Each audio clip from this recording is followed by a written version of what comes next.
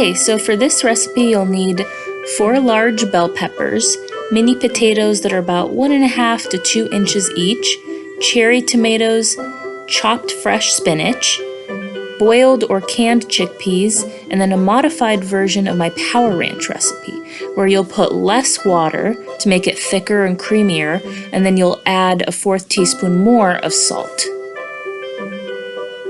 Okay, go ahead and start off by cutting out the seeds and the core of your 4 large bell peppers.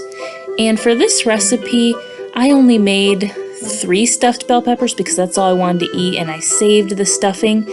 And you can do pretty much whatever you want, but this recipe does make 4 large stuffed bell peppers. Yeah, it's kind of weird. Alright, and you'll simmer some water.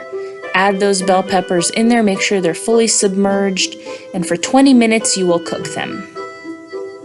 Same goes for the 10 mini potatoes. Alright, chop up 8 cherry tomatoes as fine as you can, and go ahead and add them to a bowl as you prepare to add the rest of the ingredients. Add 2/3 cup chickpeas, a cup of chopped spinach, a 1/3 cup of the modified Power Ranch, and just mix it all together. Alright, now we're going to smash up those boiled potatoes. I have something like a Thor hammer going on. I don't know where we got that. Smash it up, and then you'll just add it to the main mix. Mix it really well.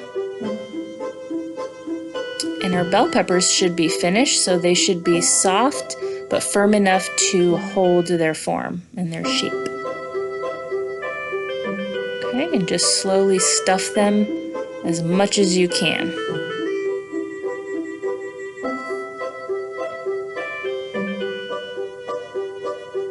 And that is it.